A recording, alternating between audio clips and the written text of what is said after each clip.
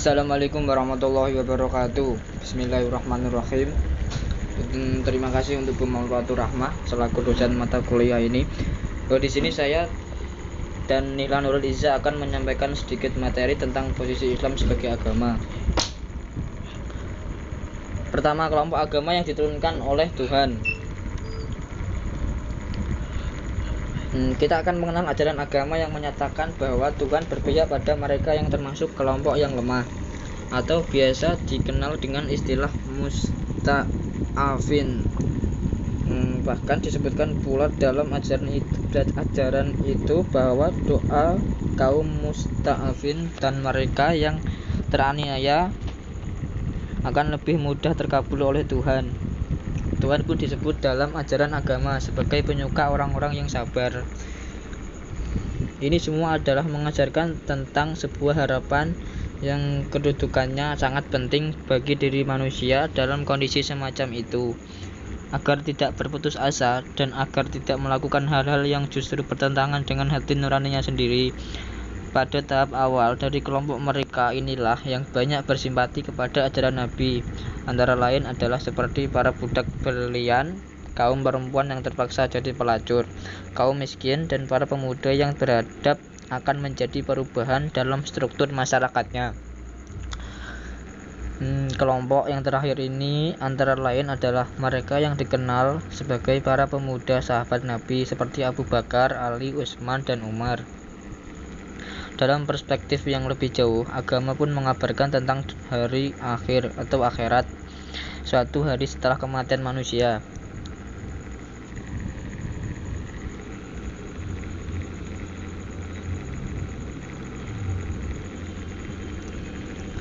Pengetahuan tentang hari sesudah kematian jelas tidak mungkin dapat dijangkau oleh indera, akal nurani, dan instrumen apapun yang dimiliki oleh manusia.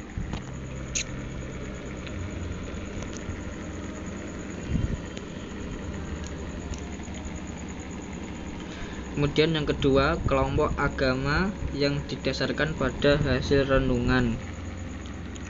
Kelompok agama yang didasarkan pada hasil renungan mendalam dari tokoh yang membawanya. Agama ini biasanya disebut dengan agama adli atau agama bumi karena berasal dari bumi. Yang termasuk ke dalam kelompok agama ini antara lain adalah agama Hindu, Buddha, Majusi, dan Konghucu.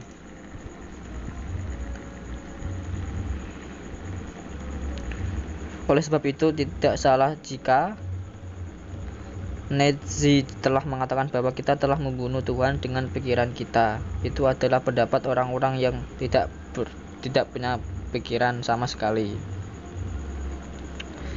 Dan perjalanan manusia kepada Tuhan, agama dengan kitab suci adalah perjalanan panjang untuk mencari kerinduannya. Pada titik ini, pada dasarnya adalah menyerah diri pada penciptanya dengan memilih hal yang baik. Namun kondisi ideal yang seharusnya cerminan sebuah tampilan manusia atas doa kepada Tuhan tidak berjalan dengan semestinya. Pelanggaran dan doa terus berjalanan beriringan. Doa dan tingkah laku menjadi variabel yang tidak saling berhubungan, yang tidak pernah bersimpangan sehingga tidak bertemu dalam satu terminal yang mampu menyadarkan manusia. Sekian dari saya, selanjutnya akan dilanjutkan oleh rekan saya Nila Nurul Iza. Assalamualaikum warahmatullahi wabarakatuh. Kenalkan, nama saya Nila Nurul Iza. Di sini saya akan meneruskan materi yang sudah disampaikan oleh rekan saya Reza Muhajir Faiz. Langsung saja, di sini tanpa berbelit-belit saya akan menerangkan posisi Islam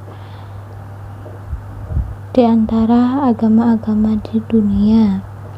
Dilihat dari posisi Islam terhadap agama sebelumnya itu dapat dilihat dari 6 aspek menurut saya.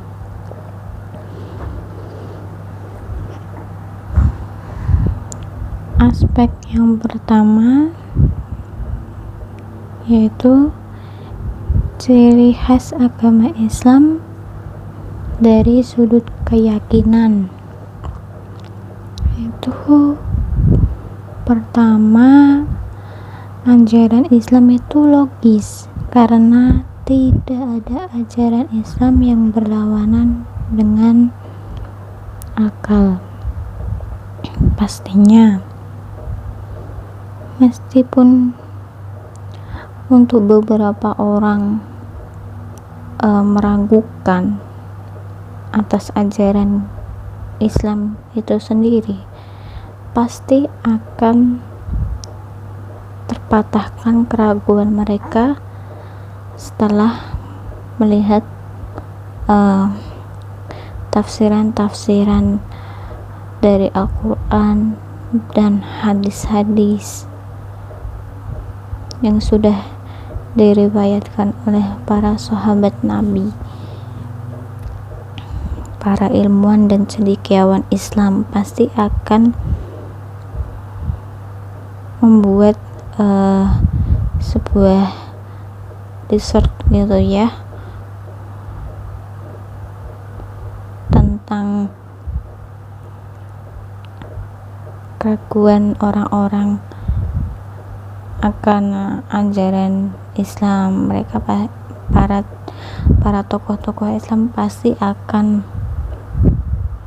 tidak akan tinggal diam jika ada orang yang meragukan ajaran Islam. Terus kedua, ajaran Islam itu sesuai realitas gitu.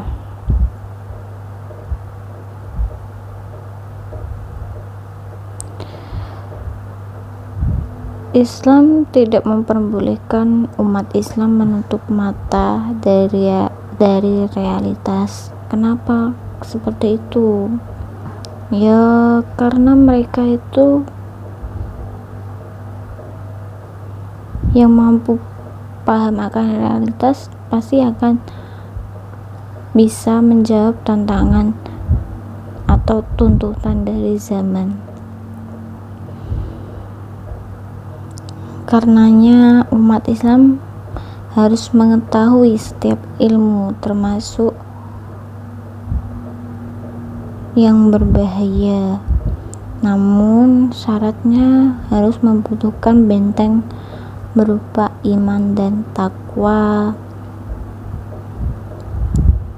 Ketiga, Islam merupakan agama yang moderat. Keempat, Islam agama yang universal. Maksudnya itu dapat mencakup berbagai sendi kehidupan. Pastinya Allah telah merestui Islam sebagai agamanya.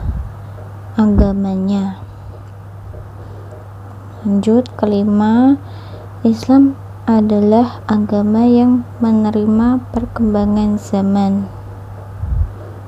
Ya, seperti tidak menolak kehadiran internet dan perkembangan lain di dunia ini. Karena Islam tuh bisa diterima oleh siapapun.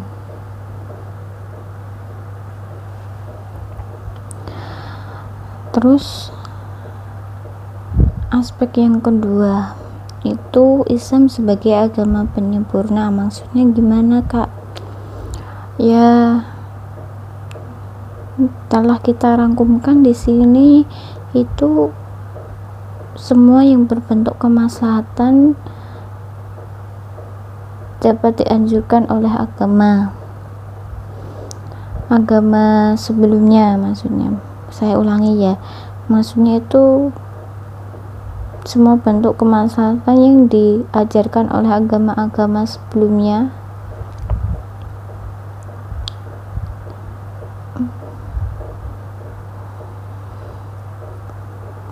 gimana sih, kok bingung? Kan tadi aspek yang kedua itu Islam sebagai agama penyempurna, yaitu tadi menyempurnakan agama-agama sebelumnya.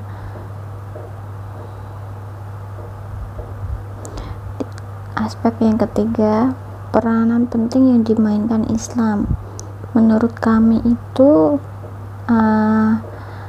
hanya ada 2 peranan penting, paling penting ya. Monggo kalau mau ditambahkan oleh teman-teman. 1, peranan penting yang dimainkan Islam mendatangkan perdamaian dunia dengan membentuk persaudaraan di antara sekian agama di dunia. Yang kedua, menghimpun segala kebenaran dari agama-agama sebelumnya.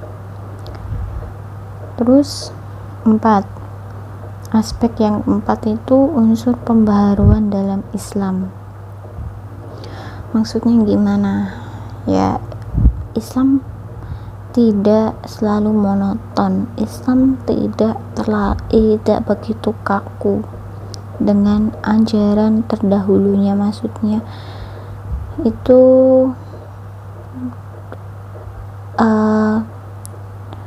Islam itu tidak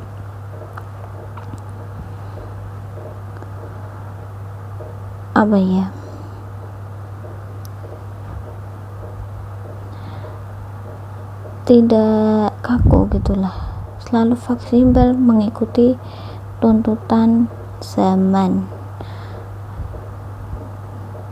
dengan syarat tidak menghilangkan jati diri keislaman itu sendiri. Aspek yang kelima, sifat yang dimiliki oleh agama Islam sangat-sangat banyak.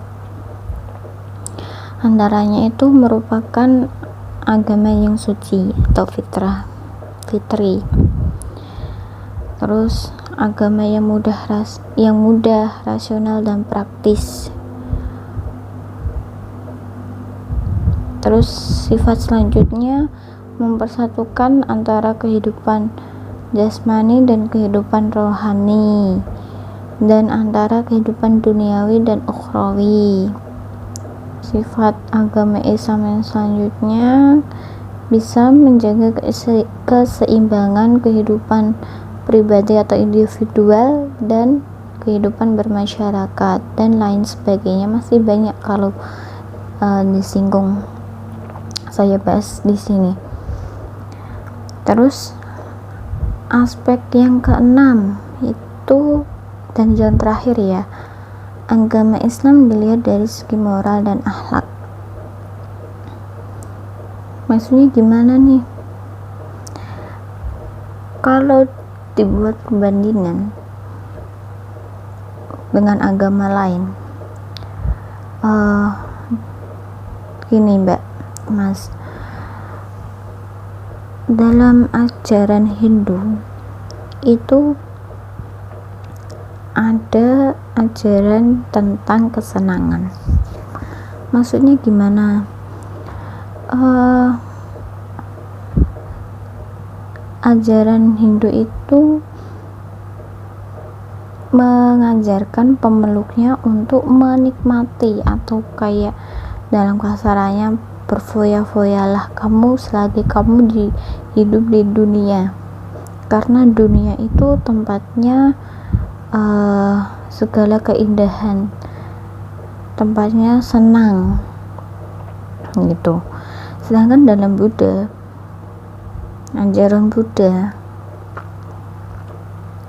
ada ajaran ya dilarang membunuh, dilarang mencuri, dilarang berdusta, saling mengasihi sesama, menghormati. Tapi kalau di dalam ajaran Kristen ada ajaran hampir sama, cuman ada ajaran untuk pengendalian diri yang bagaimana? Pengendalian diri yaitu tadi, jangan berbuat zina, jangan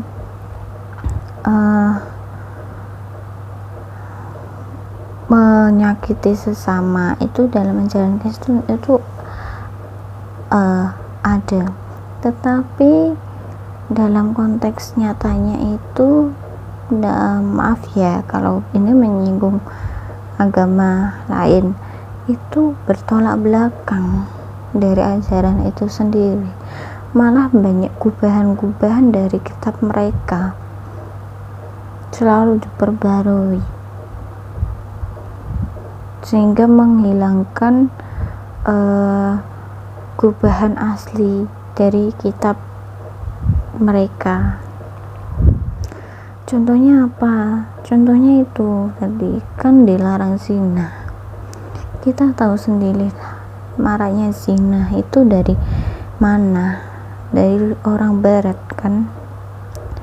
Lah, mereka udah tahu kalau zina atau seks bebas itu dilarang, tapi bagi mereka itu sah-sah saja asalkan hasrat mereka itu terpenuhi gitu. Itu kan bertolak belakang dari pengendalian diri.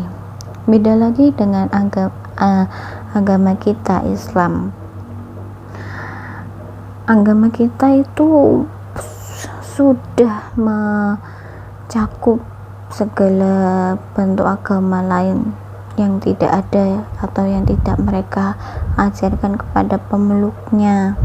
Karena sifat itu tadi, moral itu tadi, Islam itu mengoreksi dan membenarkan, juga melanjutkan sambil memberikan makna baru dan tambahan-tambahan sesuai dengan kebutuhan zaman atau sesuai kebutuhan problematika kehidupan ini. Sifat Islam di antara agama-agama lain. Pertama, adil.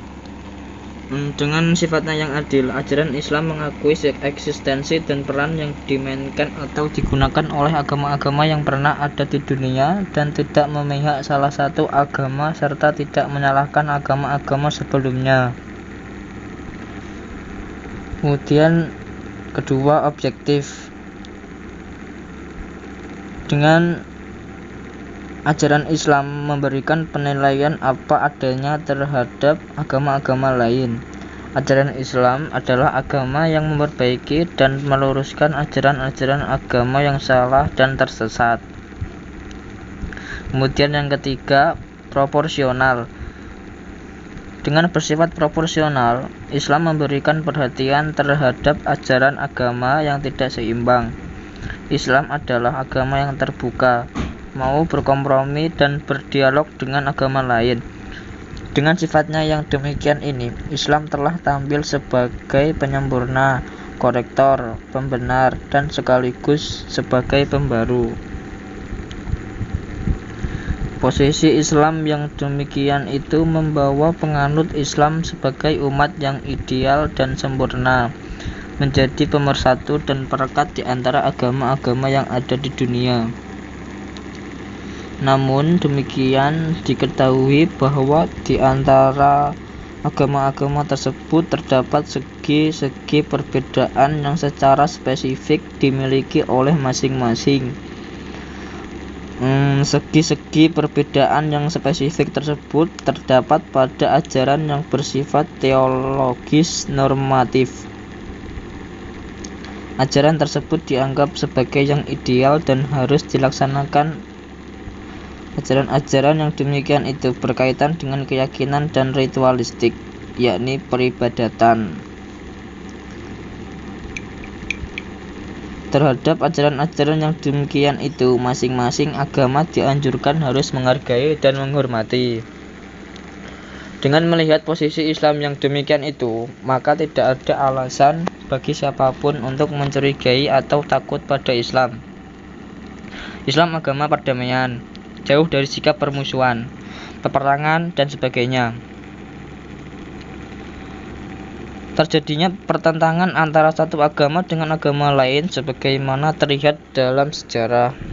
sama sekali bukan disebabkan karena faktor agama, melainkan karena faktor-faktor lain yang mengatasnamakan agama.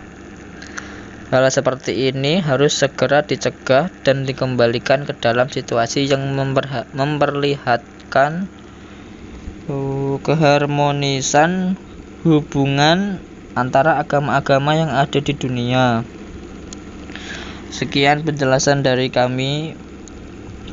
Kalau ada kesalahan atau penyebutan kata, mohon dimaafkan. Wassalamualaikum warahmatullahi wabarakatuh.